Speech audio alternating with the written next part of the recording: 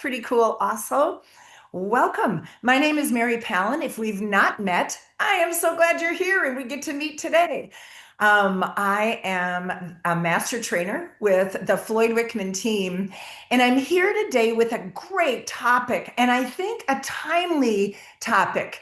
It's how to create buyer loyalty. I think over all these years, if there was ever a time that we have more difficulty creating loyalty with our buyers, and it's not just an agency thing, right? Like we've been to all these agency classes. We all know what the rules are based on our state or our country, because we do have Canadians facing the same kind of thing that the lower 48 and the upper two are facing. And that is, yeah, we know how to get agency. We know what it all means. We know what the forms are, but how do we get the buyer to not ghost us? How do we get the buyer to choose us, to enter into a deep relationship with us?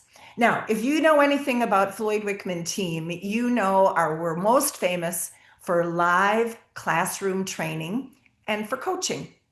Well, when you're in our live classroom training, we spend a whole day working on buyers and buyer loyalty. So today is sort of a pretty condensed sample, and I want to try and get into as much depth as possible. But my number one goal is that this be a little bit of a miracle for you. If you've been struggling with buyers that ghost you, that look at a bunch of houses or will own, don't want to sign agency, or, oh, I guess we're recording now. That's a pretty good thing. If you've been struggling with holding on to those buyers, forget agency for just a minute. Let's talk about people. Because people, in order for them to really buy in to choosing you as a realtor, they got to trust you. And I think today might be a bit of a miracle for you. All these years that I raised children and flew to different cities, a different city every day, week after week throughout the year, it was because I felt this great sense of purpose, that my purpose was to communicate Floyd Wickman's message to change people's lives. And just because we're doing a Zoom today doesn't mean that passion, oh, sorry, that's not my passion anymore. No, no, no. If you are here with me, whether you're streaming on YouTube, whether you're, watching a recording, or whether you're taking this time, and thank you for your time, the gift of your attention. My number one goal is to make a difference, to be a miracle for you, to be a force of change for you today. And frankly, sometimes miracles are hard to recognize.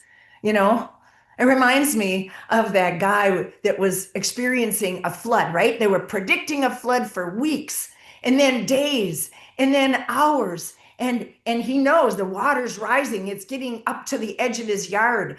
And a neighbor goes by in a speedboat and says, "Hey man, it's gonna flood, your house is gonna flood, you gotta jump in the boat." And the guy says, "Nah, that's all right, God will save me." Well, a few hours later, the water is so high, he goes up to his upper level and he's hanging out the window, and a Coast Guard boat goes by and it's with a bullhorn saying, "Any remaining people, we got to evacuate you. Come on, we'll pull up to your house." And he shouts out the window, "No, man, God will save me." And a few hours later, he's climbed onto the roof. That's how high the water has gotten. He's clinging to the chimney, and a helicopter comes down, and they shout out with their microphone, "Sir, we're sending down a cage. Just climb on, hold on tight, and we'll rescue you." And he says, "Never mind, God will save me." Well, he dies, drowns, and he gets up to heaven, and there's God standing there waiting for him. And the man says, "I thought you were going to save me." And he said, "What did you expect? I sent you two boats and a helicopter." And the reason I wanted to start with that story today, not only because it's one of Floyd Wickman's old favorites, but because sometimes when miracles appear, they they are not recognized. And so if you've been waiting for a miracle, I'm sending 2 boats and a helicopter over these next 45 or 50 minutes here to help you create buyer relationship, to create loyalty within that relationship. So let's get started, okay? And what I'm going to do is I'm going to share my screen. I'm hoping you take some notes. I'd like for you to do an assignment when this webinar is over. Now, I ain't coming to your house to check to see if you did it. So, there's no strikes or, penalties or anything. But if this really is going to make a difference for you, you need to write down some notes. And we've got staff that will send you a few of the slides to kind of remind you, just in case you can't read what you wrote down. But more than what you write down, I want to teach. I want to teach you I want you to understand why we do what we do to create buyer loyalty. Okay. So I'm going to share screen, and then sometimes I'll be coming back and you'll see my smiley face again. And here is my first slide, our topic slide. But where I want to go next is this picture of Floyd Wickman. So since this is a live audience, I mean, you are breathing, aren't you? I am breathing. I am live. I'm hoping you would be live as well. Now, the problem with this Zoom bowls stuff is that we don't get to come off mute, right? So I want you to talk anyway, in the privacy of your own home, no matter what cacophony is going on around you. When I ask you a question, would you answer it? Because as a speaker, teacher, trainer, I know that that's how you learn the best. That's how it cements into your brain. So do me a favor. Hey, do yourself a favor and answer out loud when I ask a question, okay? Oh, you didn't? Your lips didn't move. Especially those of you that have like a photo up. All right, I'm just kidding.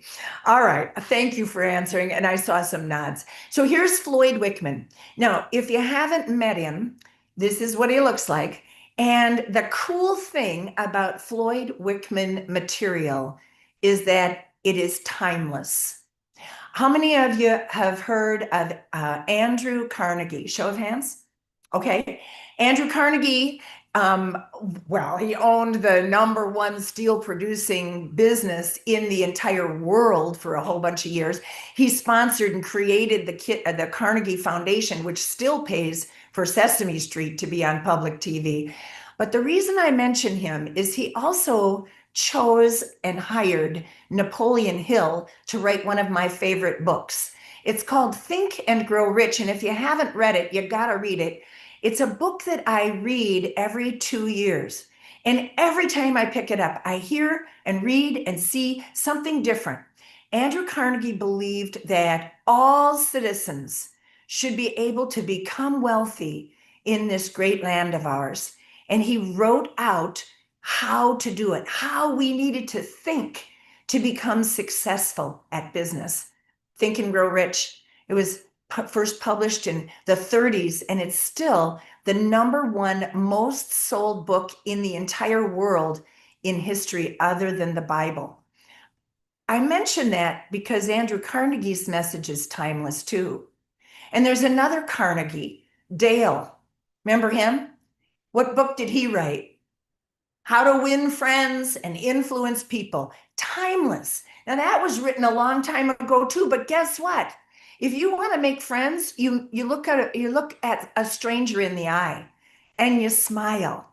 And then you say something nice. I mean, is that ever going to go out of style? No. So sometimes I think people think, oh, Floyd Wickman, oh, yeah, he was around a long time ago. Yeah, well, guess what? So was Andrew Carnegie and so was Dale Carnegie. And this stuff is timeless. And that's what we're going to work on today. Uh-oh, my little slide didn't want to advance. That's not a good plan. Okay, Anna, help. In the bottom left, there should be like a little arrow that pops up. You can click that instead. Because I wanted to use my little remote mouse, but we'll see if it will work now. Selling, according to Floyd Wickman, is a process. Everything that we want to accomplish, create buyer loyalty, it's a process. There's a process for doing it. Now, since you're not going to be with me for a whole 6 hours today, because that's about how long it would take to teach you all of the material that I know about this, I'm not going to share the entire process, but I'm going to give you a really good start and enough direction that you can complete the process. Ooh, my remote mouse worked. Yippee! So the first thing I want to advise you is that you cannot get buyer loyalty over the phone. You can't get it standing in an open house. You can't get it knocking on a door and talking to someone who lives in an apartment thinking about buying. You gotta have a sit down. Floyd's word for that is face to face. You gotta get face to face. Have a sit down. Now, today, we know you can do that via Zoom or Microsoft Teams or something like that. That's fine. Of course, it's not the same, is it? You and I, if we were in a room, I'd be able to see your reaction. I'd be able to speed up or slow down based on what I can see you're absorbing. I would speak a little bit differently to you. I think that same thing is true when you meet with buyers and sellers. So your number one goal in order to apply this material is be aware. You know, we talk to a buyer and oh yeah, well, we're not going to do anything yet. And we think, all right, I'm going to follow up. But the truth is, the very first time we speak to that buyer is the best odds of getting face to face. Hey, you know, what would it take for us to just spend a little bit of time? Let me walk you through the process of buying. And then, hey, whatever you decide to do is up to you. But at least you'd have a better understanding of the situation. You'd have a better understanding of the process. You'd have a better understanding of the changes since the last time you bought. What do you say? I mean, I'd be willing to spend some time with you if you would. Would you? You know, I'm kind of booked this week, but I could probably do Saturday morning if it was early enough. Or I'm good on Friday afternoon from 2 to 5. Would either of those work for you? Alternative choice closed. Thank you, Floyd. So number one goal, get face to face. Now, everything else I'm going to tell you is about that face to face, because that's where the magic happens, my friends. That's where you're going to discover that you can build that trust. And when we begin a relationship, I think it's a great idea to share what your core values are. What makes you different from everyone else? You know, one thing that makes me different? Well, there's really a lot of things. Are you figuring that out already? Have we been together long enough for you to go, oh yeah, it's a crazy woman? But our core values. If you've been through a Floyd Wickman program, you learned the core values. We think a presentation probably should start with the core values. This is one of the things that makes us different than everybody else. And if there's a fit, great. And if there's not, well, then at least we know right up front. So before we go any further, would you mind if I shared my core values with you, Mr. or Mrs. Buyer? You know, everybody operates by a set of values, whether they admit it or not, whether they talk about it or not. I like to share mine because it helps me to communicate to you what kind of person I am, what kind of realtor I am. And if you like that, great. And if you don't, you can tell me right up front, and this can be a very short meeting. Fair enough. All right. Well, here's the first one. My number one goal is to make my client's number one goal my number one goal, to always make my client's number one goal my number one goal. Now, at this point, I don't know what your number one goal is. I could guess, but that's not the same as knowing. Well, once I do know, then my mission is to accomplish that with you. And I'll just tell you why. It's not about the money. It's about making you happy. Because what I've learned is that if I make you happy, if I achieve your number one goal with you, then you'll tell everybody. You'll tell your friends and your family, and I'll have more business, and that makes life even better for my friends and family. And it helps your friends and family. So that's where I always like to start. Number two is to believe, to always live by the get by giving philosophy. I don't know if you're aware of that, but that means that when you give, you receive. Now, you don't give in order to receive, that's called shopping. But when you give and give and give, it comes back to you. Sometimes sideways, sometimes not in the way you expect, but I'm a giver. And I believe that's the best way to go through life, at least for me.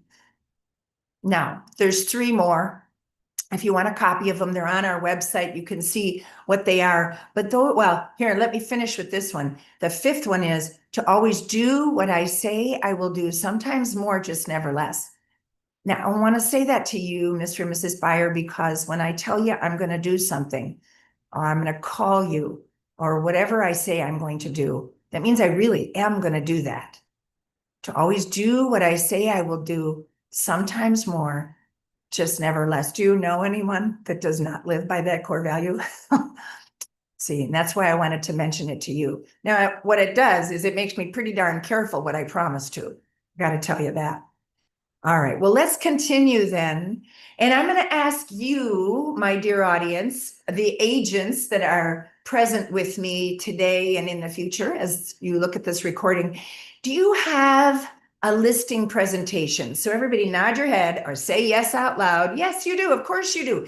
Your company spent billions of dollars creating a listing presentation. Of course, a lot of us, we didn't like it. So we modified it, we changed it, we made it our own, etc. Well, that's because we believe that when you got something important to say, you create a presentation that keeps you on track and that tells and sells what you're saying. You know, Floyd Wickman taught me a bunch of years ago that people believe what you are saying better when you also show them. In fact, I'll give you a little Floydism. He said, never tell someone something that you can show them. In fact, he said it this way: a great salesman never tells something. Sorry. Oh boy, I got that quote down, don't I? Woo! A great salesman never tells someone something that he can show them. I'll say it one more time coherently. A great salesman never tells someone something she can show them. So when you do your listing presentation, you're telling, but your presentation backs that up with a visual. What I'm saying to you is you need a buyer presentation. And it's not just the buyer agency forms, it's an actual presentation. And that's our objective today, is to make sure you get one of those. Now, when I tell you I want to teach you the polka, then I want you to know I'm not planning on dancing. Da da da da da da da da da da da da da. That might have even been a little out of tune, not to mention not real graceful. Not my strength, but I got to tell you something. I am really, really good at a buyer polka. Now, the objective of a polka is to take control and to eliminate fear and to explain a process. Take control. Who should be in control on every face-to-face appointment, the buyer or you? Thank you for answering. That's the right answer.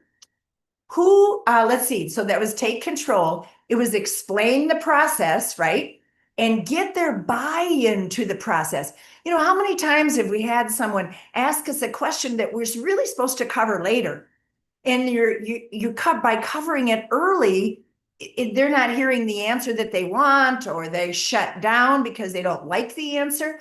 Polka gives you control so that you cover things in the right order as a process.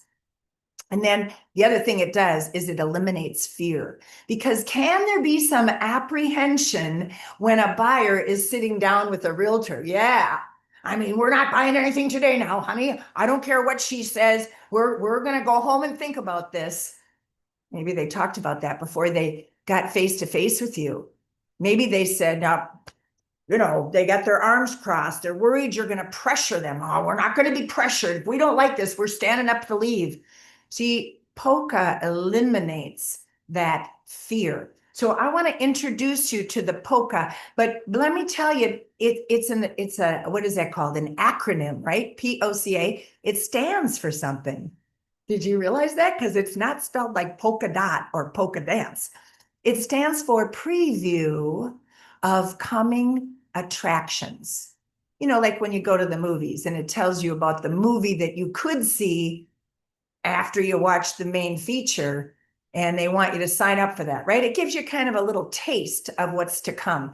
Well, our POCA does the same thing. It's a preview of coming attractions. And here's how it goes. Mr. and Mrs. Buyer, before we begin, I'd just like to walk you through the actual decision process. Would that be okay? You see, step one is to go through all the rules. Have you been paying attention at all to all the social media stuff over these last 3-4 years about buyer agency? I mean, maybe you just tuned it right out, but we've got all kinds of new rules about the relationship between an agent and a buyer like yourself. Now, to tell you the truth, most of these rules are the ones that I've always lived by, and that here at On Track Realty, we've been implementing. But it turns out there were some people around the nation that weren't following the rules, weren't disclosing who they represented, and weren't being honest. And so, you know, as is pretty typical, there was a big lawsuit that was settled, and the settlement said, from now on, we've got to disclose. So that's the place we're going to begin, because the rules say that before you and I can even have a substantive conversation, we must disclose, I must disclose to you my objective, the choices that you have about buyer agency. Okay, so we're going to do that. It won't take very long, but we'll do that. And I'm not asking for you to make a commitment to me at this time, but I do need to start with disclosing the rules. Fair enough? It's sort of like, you know, it's just a safety measure, if you will, to be honest. Here is step two. I'll need to ask you some questions. You know, I need to understand if we were to work together, I need to understand what you want to buy, what you want in a property. But you know, more important than that is, what do you need? What is most important to you? What's not negotiable? Because it'll help us weed out all the properties that don't fit and look at only those that do. So we're not wasting your time. And, you know, it all comes down to the money, right? I want the Taj Mahal, but I can only afford a doghouse. So we've got to cover the numbers as well, because the last thing I'd ever want to do is show you a house that you fall in love with, make an offer to purchase, and then find out you cannot. So we're going to get our P's and Q's taken care of right up front so that that doesn't happen. And I'm sure you don't want that to happen, right? Okay. Now, if we could just push pause for just a minute here, and I'm going to stop share for just a minute here. I'm doing something that I'm just doing it because I'm trained, right? Like I know how to do this. What I'm doing is I'm saying what it is I'm going to do as the step. Then I'm telling them what that means, what that is. And then last, I'm saying the benefit to them. This is why you want me to do this. And I'm asking a tie-down question. Make sense? Okay with you? You wouldn't want that to happen, would you? Now that's the process of selling, but that process of selling is within the process of going step by step.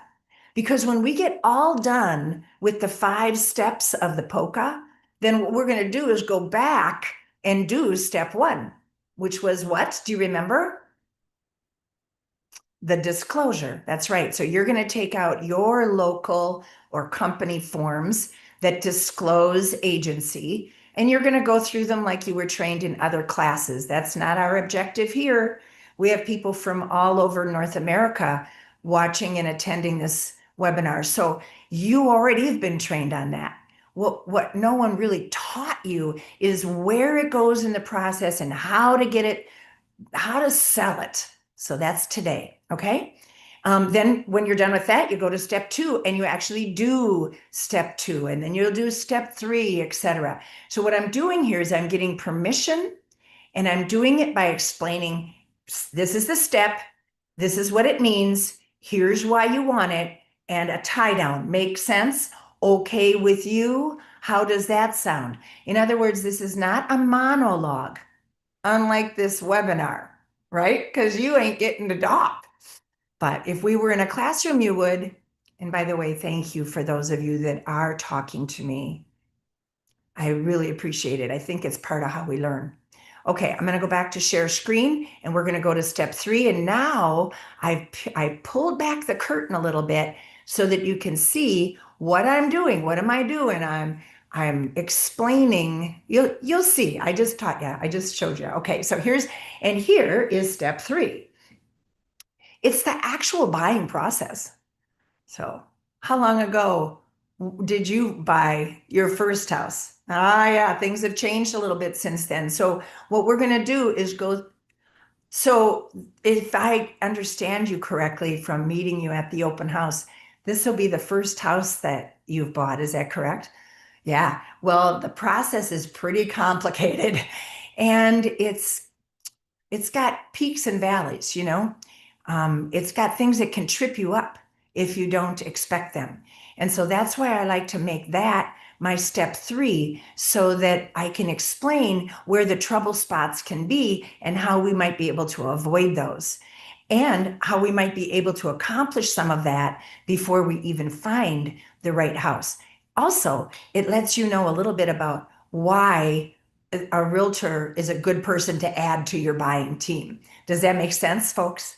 All right, great. I'm sort of interviewing for the job here, aren't I, today? All right, let's go to step 4. And step 4, I'm going to specifically talk about my services. What does Mary Palin and On Track Realty bring to the table? Because while we are the same in terms of being real estate agents and realtors, members of the National Association of Realtors, I am different. The things that I have developed and the skills that I have developed and bring to my relationships with the clients I choose to work with, that I commit to work with, can make a difference. So I want to make sure that I point out what some of those are. And if you've talked to any other agents, you might be able to even discern some of that difference. And I think that will help you clarify whether or not you and I are a good fit. Because if you recall, this is the decision process where we decide, you know, I got a decision to make, and so do you. Is there a fit here? Am I going to be able to help you achieve your goals? And then finally, step 5, where we make a decision about whether we go forward or not. What is our relationship going to be if we, in fact, do go forward? And, you know, I got to tell you, Mr. and Mrs. Buyer, I think if we do these 5 steps in order and do them well, then I think we'll both be in a position to know. You know, you're going to know, do I trust Mary? Does she know what she's doing? Is this somebody that I want to work with or not? And either way is okay. And frankly, I am going to know, do I like Scott and Sheila? By the way, I really like Scott and Sheila so far. But I only work with people I like, to tell you the truth. Does this seem like it's the right fit for them? Are they ready to get moving? Are they willing to do the process the way I've explained it to them? Are they going to fight me on every step? And finally, do I want to work with them? Because the truth is, like my core values said, when I make a commitment to something, that's a really big deal. It's a lot of time, money, energy, gas, staff, heartache, headache, problem solving. And I don't take that commitment lightly. So you commit, I commit, or we don't. Either way, But the only way we're going to know is if we go through the 5 steps. Sound okay? And that's my trial close now at the end of the buyer polka. This is part of how I get them to trust me, how I begin to trust them, and lowering the fear, and me being in control, and me controlling this appointment and our relationship going forward. So, do you see how it eliminates fear? I'm not going to railroad you. If I don't like you, I ain't working with you. I said that, didn't I? But in a much more polite way. And I eliminated fear by saying, you can say no to all of this. Isn't this cool? All right. Well, what was step 1? The rules. Now, you're from a different state than me. I actually have my license in Minnesota. It's been so much fun to sell real estate these last many years, friends and family and neighbors. And what I love, love, love is using Floyd's material to do it. I follow everything that I'm teaching you, and it still works. And there's new stuff, and that works. So here's step 1. I'm going to ask Mr. and Mrs. Buyer, when's the last time you bought a house? Has anyone walked you through the process? It's a little more complicated than it used to be, and here in Minnesota, before a licensed agent is allowed to show you a house, there must be a disclosure that the agent shows you, explains to you, and actually has you sign that they did that. If I were to ask you questions about how much you earn or how much you want to spend when you buy without covering that disclosure, I could actually lose my license to do business. Isn't that crazy? So believe me, every realtor worth her salt is doing that. So this is where the decision starts, is explaining those rules, and that's disclosure. This is the first page of the Minnesota Buyer Agency Disclosure. And in Minnesota, there are actually 4 types of representation. Now, what I'm going to suggest, dear class, can I call you class? It's easier than saying each individual name. What I'm going to suggest to you is you do a visual presentation. What did Floyd say? I already covered this. A great salesman never tells someone something she can show them. That's right. So whether you use slides or whether you take the actual document out, whether you send it to them in advance in an email and ask them to look at it while you're looking at yours, whether you put it in a 3-ring notebook, it doesn't matter to me. It's about showing them. There's more neuron paths from your eye to your brain than from your ear to the brain. They'll understand and get it better when you show it to them. Now, I'm not going to cover this in detail, but you should. Are there 4 types of representation in your area? You ought to know. And so, here they are in Minnesota. This is what this is. So as I go through the form, I would be pointing out, that means this, that means that, okay? So we're going to skip all that. But what I'm calling you to do, did I mention there's an assignment when we're done? I'm calling you to create a visual buyer presentation that starts with your disclosure, explaining it all out. And then of course they sign that you did that. No commitment. This is not me. I'm representing you, because at this point we haven't done the 5 steps. I don't even know if I can help you, much less you don't even know if I'm any good at this. So anyway, this paper just says, Mary told us about agency. That's all it is. Fair enough? All right. So now we're going to go to step 2, and I want to move this along a little bit because this is a really critical step.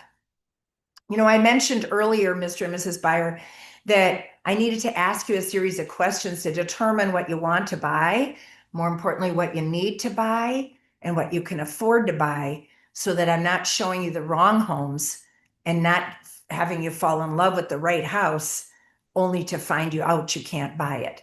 So this starts the questions. Would it be okay if I ask you the questions? Thank you. Now, you can put these on a screen, you can type them up. This is one of the slides that we're going to send you. If you send a request or put it in chat, info@floydwickman.com, info at floydwickman.com, or you can put it in the chat. Okay. So here's the first one. What have you done so far to find your next home? Okay. Oh, I got to come off share because I got to look at your face when I say this to you.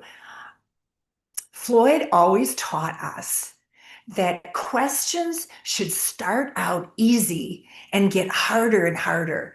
So, like the last question, it should be the scariest one. Don't start with that one. Because here's what happens when you ask an easy question to ask and an easy question to answer, you start building a rhythm. Oh, what have you done so far to find a house to buy? Oh, well, we've looked at Zillow and we stumbled into your open house. And oh, okay. How many open houses have you actually seen? Oh, I don't know, probably 3 or 4. Okay. And which of the two of you is the one that stays up in their pajamas looking at Zillow all night? Oh, I thought it was you, Bill. By the way, is it okay to call you Bill? Okay, thanks. I thought it was you. So, how many houses do you think you've seen on Zillow? Well, I mean, hundreds, thousands? I bet you have, right? Wow. And it's kind of fun at first, isn't it? Are you ready to put that aside now and actually find one? Because you've looked at hundreds or thousands and you haven't found one, right? And that's why we're together. So I just wanted to know. Okay. And how about you? I mean, is there anything else that you've done that I'm unaware of? Have you met with a banker or anything like that? Okay. Well, great. Thank you so much for that. Now, you notice how I take that one question and I don't go right away to question number 2. I ask question number 1 and then I probe, right?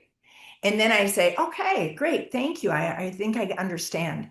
And if you had been watching me do this with a live person, you would have seen me writing down what they said, looking back up. They can tell I'm listening. What does it say when I write something down that someone said? Go ahead, answer out loud. I can't hear you, but answer. What does it say when I'm listening so carefully that I'm writing notes of what they said? Yes. It says, what you said is important, and that's why I want to retain it. And number 2, that I'm wanting to remember. I'm really listening to you. I want to remember. So it's a really good active listening skill. In fact, a lot of selling isn't just talking. Talking isn't selling. Uh, Asking questions is selling. Having a process is selling. Listening is selling. And this is a listening process. All right, back to screen share. I hope I'm not making you seasick or anything here. All right, so now we're ready for question number 2, right? All right, here's question number 2. When would you like to move? Okay, so another pretty easy softball to throw, pretty easy softball to hit back. Well, we're not in any hurry. We want to be in the new house by such and such. Well, we kind of, so you're going to probe, understand their timeline, and you're going to take notes. So here's number 3. Now is where it gets interesting. Number 3. If you, like me, did you write it down? What is everything you want in a house? Write that down, please. What is everything you want in a house? And I'm going to stop share again already. Okay. What is everything you want in a house? Now, if you're like me, the company that you went to work for gave you a buyer package. This is what you ask every buyer. How many bedrooms do you want? Or maybe you just have done that for the last 22 years. How many bedrooms do you want? This is why I love to have experienced agents at these webinars, at our live training, because, we fall into these patterns. This is the way I've always done it. And I love you for being willing to maybe change, to consider other options. But how many bedrooms do you want is not a good question. How about that? Why? Answer. What do you think the reason is? You don't have to answer out loud, but answer in your own mind. Why isn't it a good question? If you've been selling for a while, you know someone says, oh, we got to have 3 bedrooms. All right. Have you ever seen those people buy 4? Me too. Have you ever seen those people buy 2 bedrooms and there's room to expand for a third? Maybe it's an unfinished lower level, but it has an egress window. Uh-huh.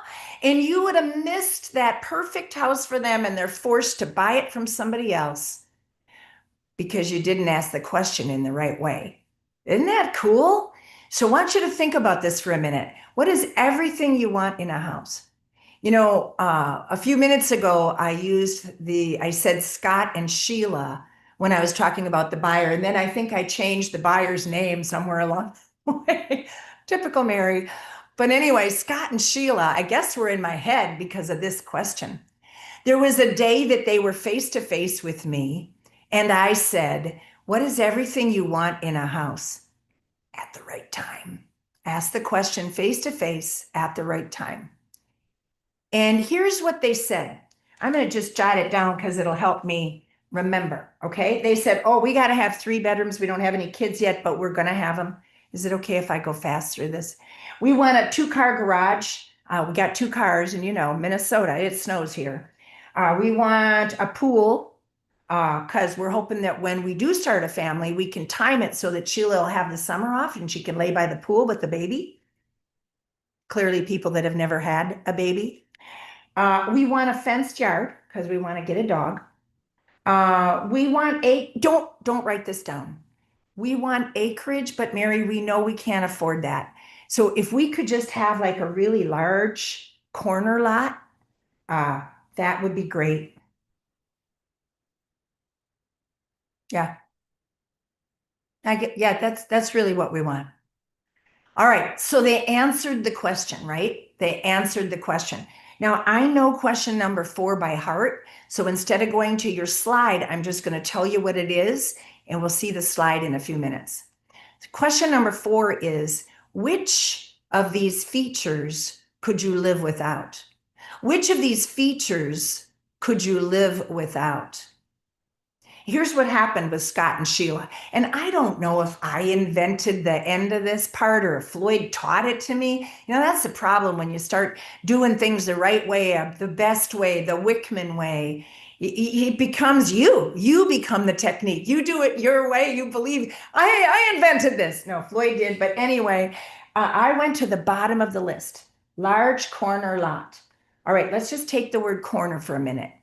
If you want a corner lot, I will find you the right house on a corner lot. No question about it. I just want to point something out though before I go doing that. I don't know if you've ever thought of this, but there are actually more houses like in the middle of the street than just on the corners. So there could be a really great house that's right for you in the middle of the street, but it's not on the corner. So I just want to be really, really clear, Scott, Sheila, if it's in the middle of the street, no matter how good it is, you don't want to see it. Did I get that right? You know what happened, don't you? You know the reason I'm telling this story, right?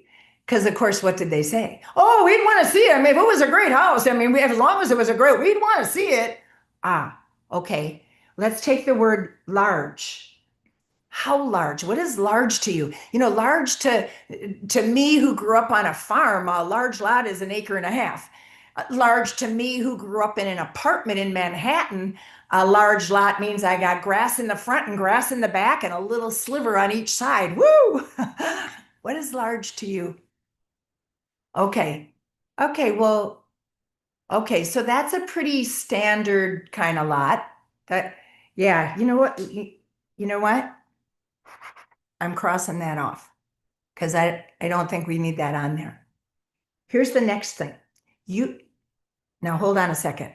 When you cross it off right in front of them, you think they're going to lunge across the table. They're going to grab that pen out of your hand. They're going to say, "Now could you cross it off," and slap your face. And they don't do any of those things. They just sit there like this.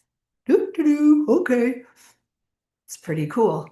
And who is in control? You are. And who is going to help them buy the right house. You are. Because you and I have been taught to narrow. How many bedrooms do you want? How big of a garage do you want? Is a dining room, formal dining room important to you? Is the kitchen important? Do you want a pool? We've been taught to narrow everything down, and then you'd practically have to build them that house in order to find it.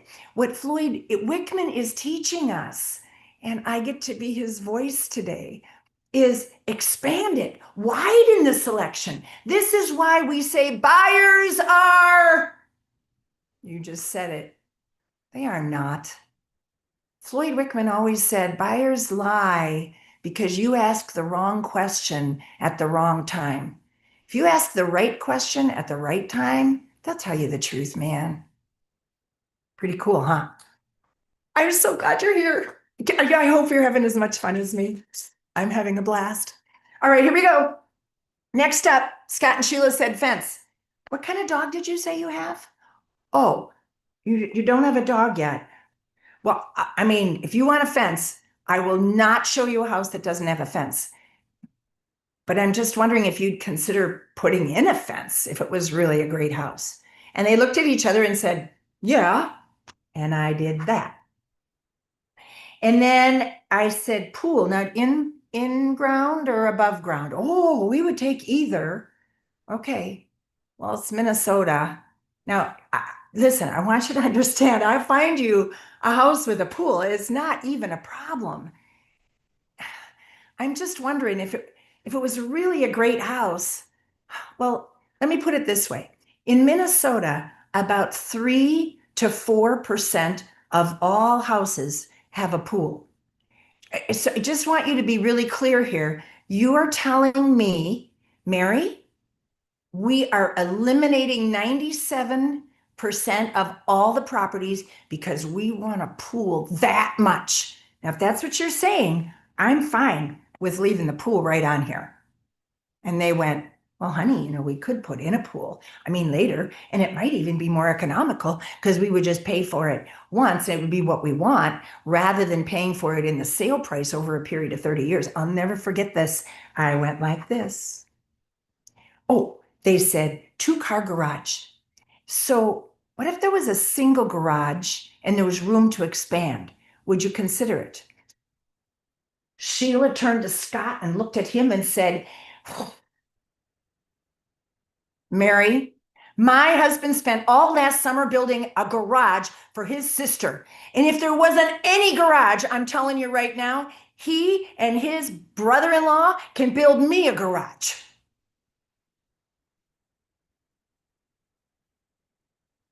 You said 3 bedrooms. That's not a problem. Would you consider 4? Yeah. Okay, what about one of those houses? You've been in one, you walk in, you either go up or down. There's 2 bedrooms up, but the lower level is unfinished. And it has room for 2 bedrooms down there, but they're just roughed in. And when the agent and the seller put that house on the market, they cannot call that a 3 or 4 bedroom house. That's a 2-bedroom house because the rooms are only roughed in. Is that something you'd even consider? Yeah, that'd be cool. Now look, crossed it all off. I got to tell you, it only happened one time in my whole career, but it was really empowering because it told me, what do they really want? And what are they flexible on? Do you see how I'm expanding? Expanding, by the way, they did buy a 2-bedroom with a double attached garage. It did have a above ground pool. It was not a large lot, but it was on the end of a street that was about to be developed. It kind of felt large, and there were railroad tracks behind it. So it seemed even larger. They loved it. It had a little tiny fence around the pool. But I'm telling you, it gets everything in perspective. Oops. Oh, shoot. I just went and forgot to hit share before I went to my slide. So you see, I'm writing down, you're writing down, you already wrote down question number 4. I am sharing. Am I sharing? All right. Oh no, what did I do? I bumped something. Okay. Yes, you're sharing, but you need to go back to presenter view. Presenter view. Okay. Like this. Yep, beautiful. Well, I did it. Oh, Okay. Thank you, Anna. All right, here we go. Here's question number 4. You already wrote it down. Which of these features could you live without? Hope you wrote it down. Here's number 5. What kind of monthly payment are you comfortable with? When they answer that question, you ask question number 6. If you needed blank more, is that even a possibility? So they tell you they got 20 grand. Hey, if you needed an extra $10,000, is that even a possibility? Well, we could get it out of our 401k, but we really don't want to. Which house are they going to like better? The one with 20 grand down or the one with 30 grand down? I'm just saying, the more down payment they got, the more broad their shopping parameters could be. Would you consider it if it was the right property? Does that make sense? And if they say, oh my God, no, that's all we've got, well, then at least you know that. Don't show them a house that would require more than the 20 grand. Does that make sense? Here's question number 7. How much cash do you have for a purchase? Oh, wait, I said monthly payment. My apologies. I got that a little screwed up as I was getting excited because number 7 and 8 are the same. So you see number 5 and 6 talk about monthly payment. What are you comfortable with? If you needed blank more per month, would you even consider it? And then number 7 is how much cash you have for the down payment if you needed blank more. Again, what are we doing, folks? Expanding the possibilities. Which house are they going to like the most? The one with the, the right payment and the one that requires the most down payment. It's going to be the nicest kitchen. It's going to be the cleanest. It's going to be the biggest, etc. So if I can expand. Now, what do most agents ask instead? Can you translate these 4 questions into one question that agents ask? Well, I can't hear you. I'm going to assume you did it. And let's go to number 9. Oh, just kidding. Maybe I better cover it in case there's somebody out there that didn't translate these 4 questions into one question. And here's the one question. How much do you want to spend on the next house? You are the one in charge of that, not them. They're in charge of what monthly payment they can afford and are comfortable with. And they're in charge of how much cash they have or can get their hands on. And that determines the price, not some random number. You want more buyer loyalty. Quit showing them the wrong house. We do that, don't we? Well, I'm not going over 600,000. That's it. I'm not going to spend more than 600,000. And you show them everything for 4 months in a row that's 600,000 and less, and they end up buying something for 640. And you could have skipped all that, but you didn't ask the question, the series of 4 questions. Instead, you said, how much do you want to spend? That's the wrong question. Are you with me on this? Is this like cool? I hope there's lightning bolts going around in your head because this is going to save you so much time and trouble. And there's one more question, and we're nearly done with the webinar. So thanks for hanging in there, y'all. Here's question number 9. If we found the right house today, would you buy it? If we found the right house today, would you buy it? I got to tell you about my cousin, second cousin, once removed, Julianne. I asked this question and she said, no. Mary, I still have, we have to wait until, and then my retirement, and she explained it all. And here's what I said to her, Julianne, and the worst thing I could ever do today is show you houses because you might fall in love with one, but you wouldn't buy it. And then when you are able, when you can buy, everything that you see, you'd be comparing to this, remembering, oh, I think that one was bigger. I think that one was lower priced. I think that one was cleaner. The worst thing I could possibly do is have you fall in love with the house today. So how much longer does this appointment need to last, folks? It's over. So Julianne, here's the deal. You call me and you say, Mary, if you found me the right house today, I'd buy it.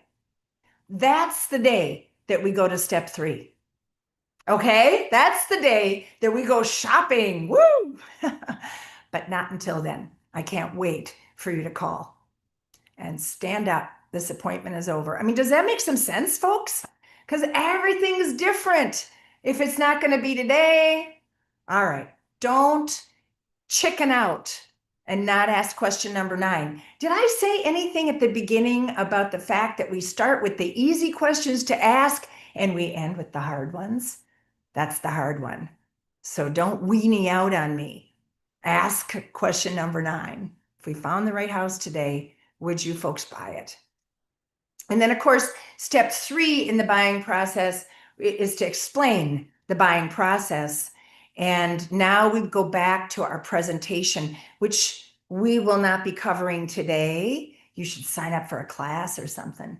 But I think we got you a good start. You know what the buying process is. Make some slides, add some visuals. You can do that and actually gain more loyalty. This is where we started at the beginning of our time together with the POCA, P-O-C-A, preview of coming attractions, the decision process. And what's the decision?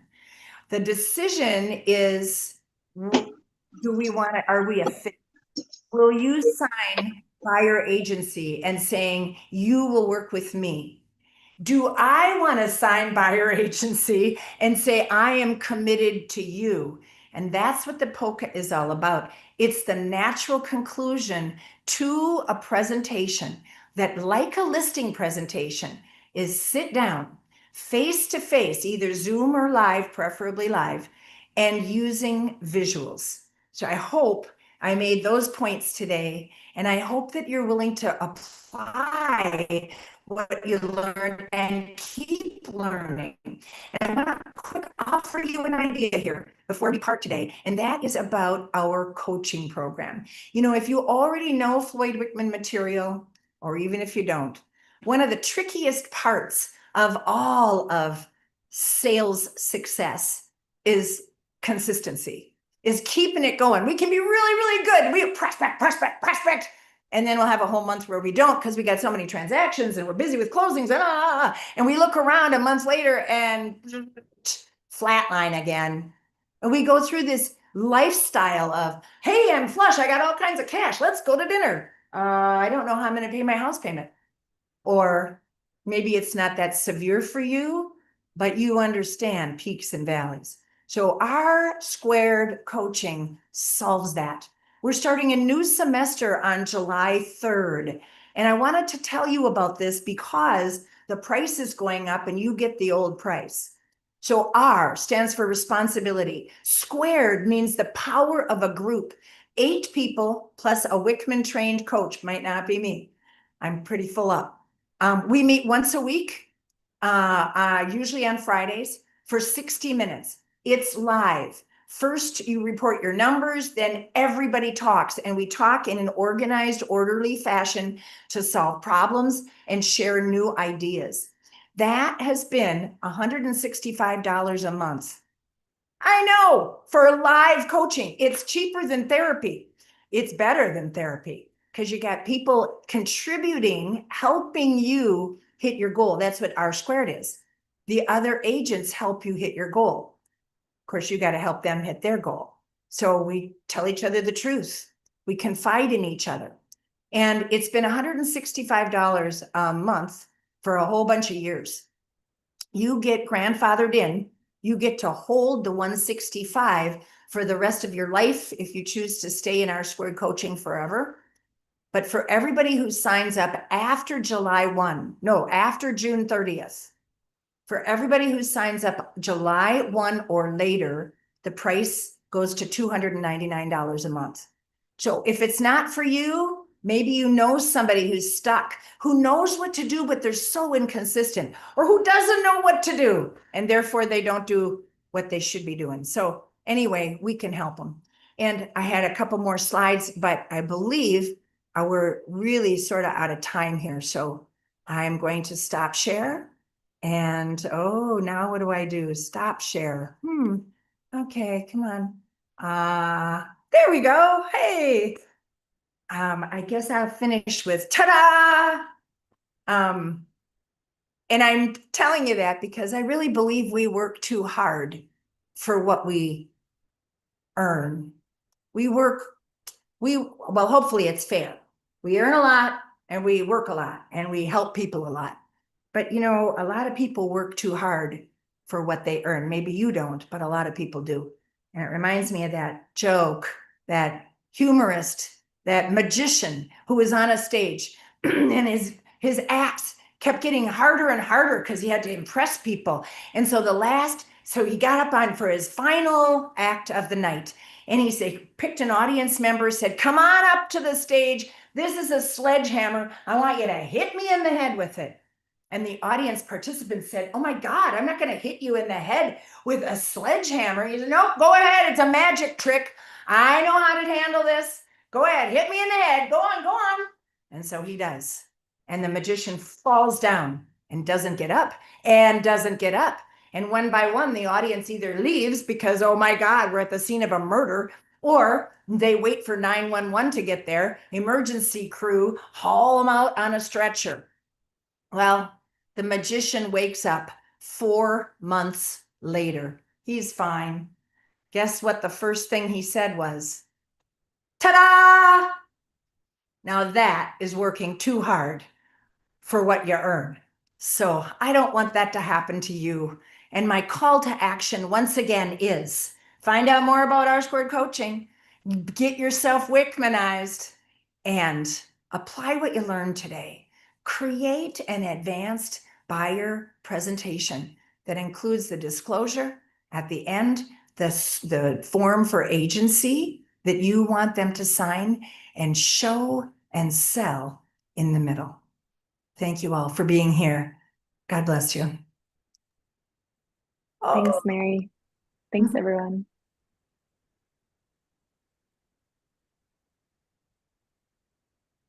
All right, now we can talk trash. All right, I'm just kidding. If there were I got some thank yous in the chat. Thank you so much. That's so sweet. Goodbye, all. Holler up if you need any of us here at Floyd Wickman Team. That's what we live for.